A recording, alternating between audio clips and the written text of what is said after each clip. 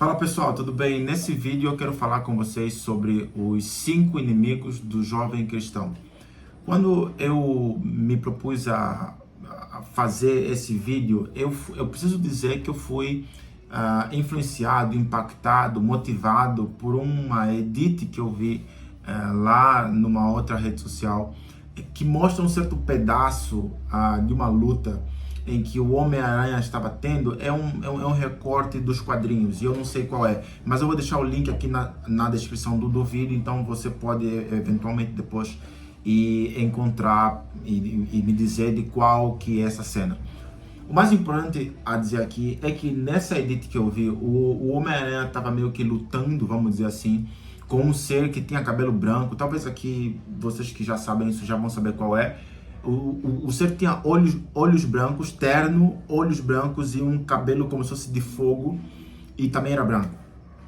E esse ser deu um golpe no Homem-Aranha. O Homem-Aranha caiu do prédio onde eles estavam a lutar. Só que enquanto ele caía do prédio, apareceram outros 5 inimigos do Homem-Aranha, e cada um deles derrotava o Homem-Aranha, tipo, enquanto ele caía. Então chegava num, batia nele, chegava no outro, batia, chegava no outro, batia, até o 5º. E o que o desenho mostra é que o Homem-Aranha perde os sentidos. Ele tá caindo e é como se ele tivesse, tipo, perdido os sentidos, desmaiado. E enquanto ele tá caindo, vem uma voz suave que fala: Peter, Peter, it's time to get up. Peter, como é que é?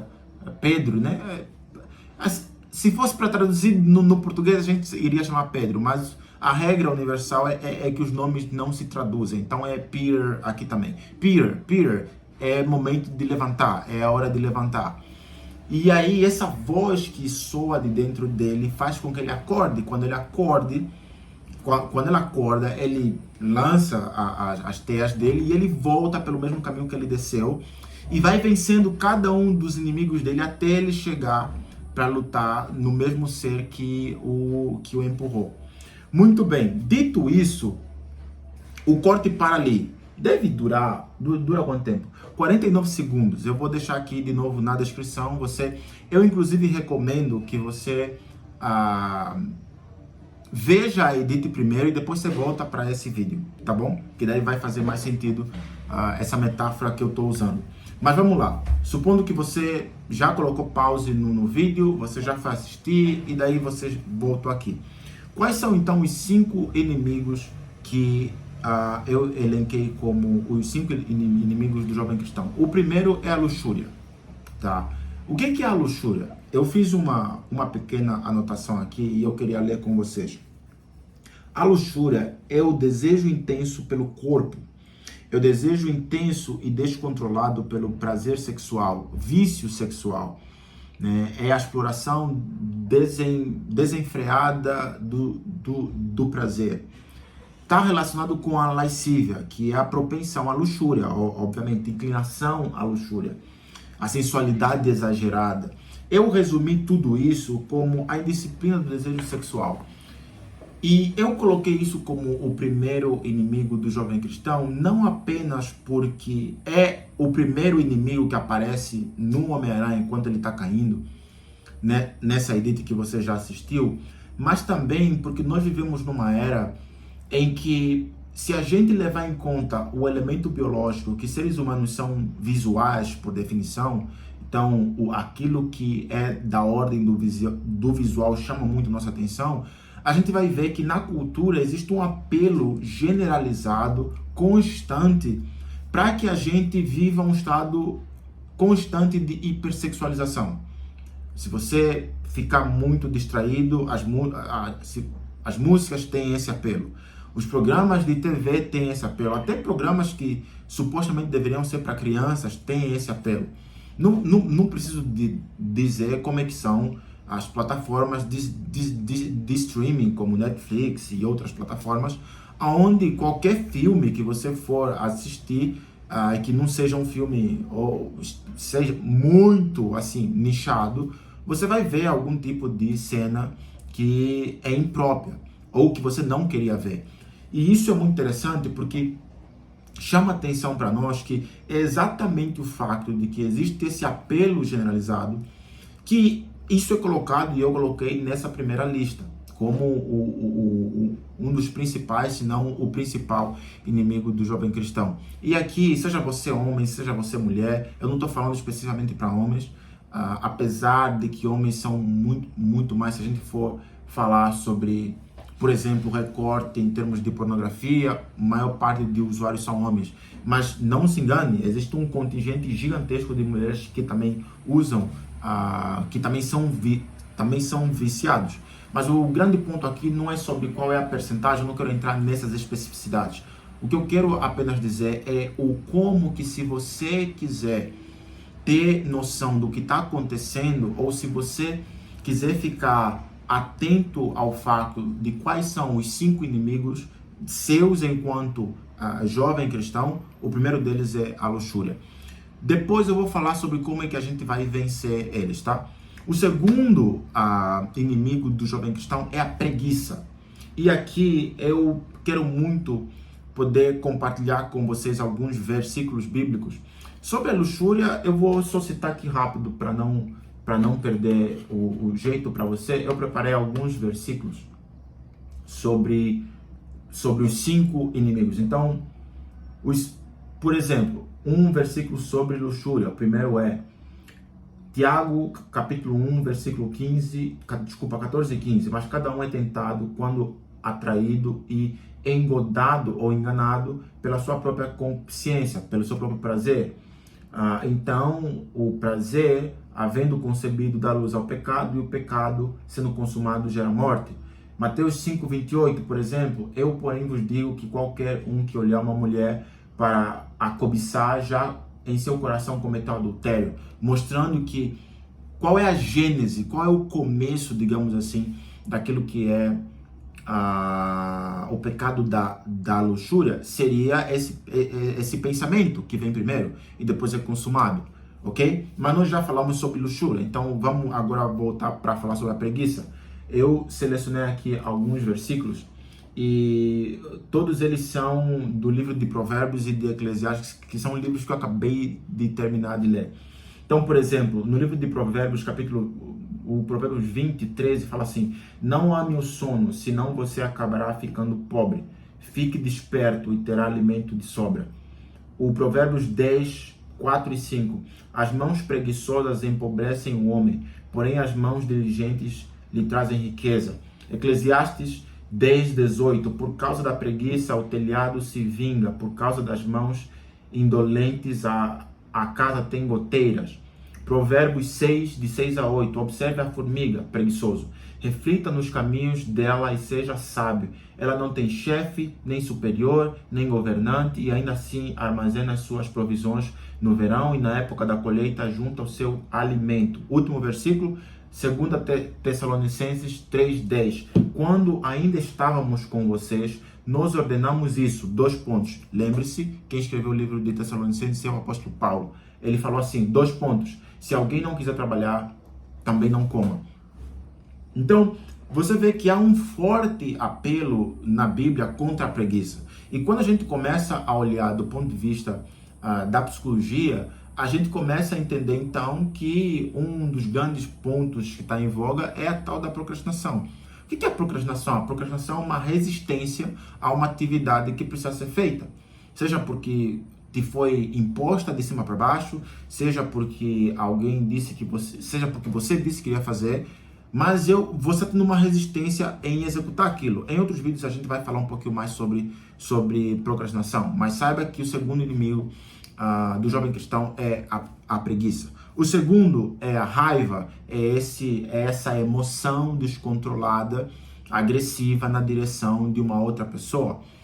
Há pessoas que dizem, do ponto de vista psicológico, geralmente a raiva ela pode vir ou de um descontrole emocional em torno de uma situação que te desagrada, ou uma espécie de novo, descontrole emocional em relação a uma certa injustiça que você presenciou. Mas vamos tocar só nesse ponto de que alguma coisa que te desagrada aconteceu. De qualquer das formas, a gente está falando da falta de controle emocional. né? E é claro que você e eu sabemos a quantidade de erros e de como a gente pode destruir a nossa vida se nós não tivermos controle emocional, ok?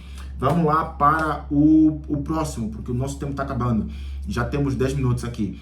Próximo, insegurança. Cara, o que a Bíblia fala sobre insegurança? Eu selecionei alguns aqui que eu acho que são, na verdade é mais um texto, eu não achei, é Josué 1:8. Josué 1:8. Olha só o que Josué 1 diz assim. Josué capítulo 1, versículo...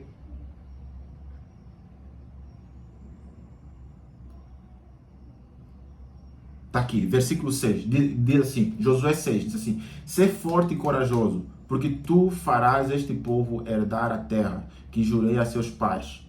7, tão somente ser forte e muito corajoso, para teres cuidado de fazer conforme toda a lei que meu servo Moisés te ordenou. Dela não te desvies, nem para a direita, nem para a esquerda, para que sejas bem-sucedido por onde quer que andares. Não, e aí vai, ou seja, leia a partir do 5 até o 7. Ou seja, há um apelo forte na Bíblia em relação ao como que é importante você ter a confiança de que você será capaz de realizar isso. Na Bíblia, a gente é incentivado a ter confiança em Deus, tá? Ou seja, você tem a consciência de que Deus vai te dar força para que você consiga enfrentar. Mas o mesmo Deus também nos chama a atenção. Ei, ser corajoso. Ser corajoso. E você não consegue ser corajoso se você não acreditar que você é capaz de realizar isso que está diante de você. Se você não acreditar que você é capaz de realizar os teus desafios, se eu não acreditar que eu sou capaz de fazer esse vídeo, por exemplo, de gravar esse vídeo aqui, preparar mais ou menos esse cenário para poder falar aqui com vocês, eu não ia fazer isso. Eu tive que acreditar que eu era capaz de fazer isso em ordem de eu poder fazê-lo. Então a Bíblia fala muito forte em relação a essa coisa da insegurança, da dúvida, da inércia, ok? E por último, mas não menos importante, guerra espiritual, tá? Então, os 5 inimigos do jovem cristão são a luxúria, a preguiça, a raiva, a insegurança e a guerra espiritual. A guerra espiritual, você já está nela. Você nasceu, está vivo, você está em guerra espiritual.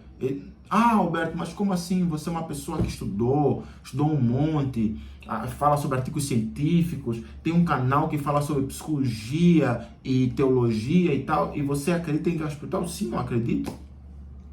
Eu não acredito que os seres humanos, eles encerram todo o potencial de existência que é possível ter nesse universo. Eu não acredito nisso. Eu acredito que existem várias realidades pelas quais nós estamos inseridos. Eu não vejo o ser humano como o centro da realidade. Gente, existem várias galáxias e a nossa Via Láctea é apenas uma das milhares e milhares e milhares e milhares que existem nesse universo. Então eu não acho que nós somos o centro, somos a espécie mais desenvolvida do mundo cósmico e etc. Não, eu não acho isso. Pelo contrário, fazemos parte de toda essa conjuntura que existe, mas é preciso entender, na minha visão, que o mundo espiritual existe. E se o mundo espiritual existe, existem logicamente forças que são boas, e aqui eu estou falando claramente, se você é cristão, esse vídeo é para você. Se você for ateu, etc., esse vídeo não é para você. Eu estou falando para jovens cristãos. Então, se você for um jovem cristão, você acredita que existe, que Deus existe. E a Bíblia fala que Deus é espírito. E anjos existem, e eles são espíritos também. Assim como demônios existem também, e eles também são espíritos, porque você não consegue vê-los. Então, como que é importante você entender que não existe muito meio termo. Então, ou as forças da cultura tenderão a te levar para um lado que é o lado contrário, ou seja, um lado que diz respeito mesmo à prisão da sua alma, a você se transformar em um sujeito que não consegue ter nenhum tipo de governo sobre si, ser um escravo de você mesmo. E aí eu não acho que você vai concordar comigo que uma pessoa que é escrava dela mesma e não tem vontade própria é simplesmente porque ela acordou e desejou isso. Eu não acredito nisso. Assim como também existe o outro lado, e se você é cristão, você pertence a esse lado. Então, esses são os 5 inimigos. Como é que a gente vence esses inimigos? Bem, a gente vence a guerra espiritual por intermédio da oração.